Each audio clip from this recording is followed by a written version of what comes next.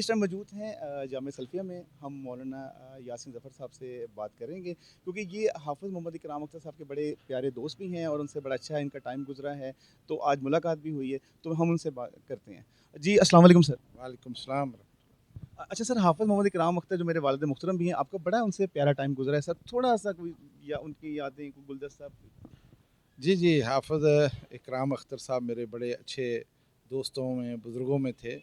یہ اس دور کی بات ہے جب پاکستان بھر میں کہیں بھی چینل نہیں ہوتے تھے, پی ٹی وی چلتا تھا اور کوئی سوشل میڈیا کا دور نہیں تھا, اور ساری صحافت اخبارات کے گرد گھومتی تھی, اور جتنے بھی لوگ صحافت کی دنیا میں ہوتے تھے بڑے باوقار اور بہت ہی منجے ہوئے ہوتے تھے, اور ان میں شرافت ہوتی تھی, دیانت ہوتی تھی, اور صحیح خبریں وہ لوگوں تک پہنچانے کی کوشش کرتے تھے. ان لوگوں میں سے ایک جناب اکرام اختر صاحب تھے.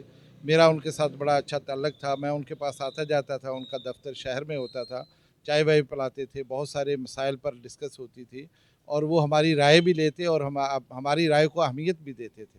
اور فیصل آباد کی بڑی ہی شاندار وہ ترجمانی کرتے تھے, یہاں کے مسائل کو اجاگر کرتے, اور اچھی جو خبریں ہوتی وہ بین الاقوامی سطح پر ان کو اجاگر کرنے کی کوشش کرتے.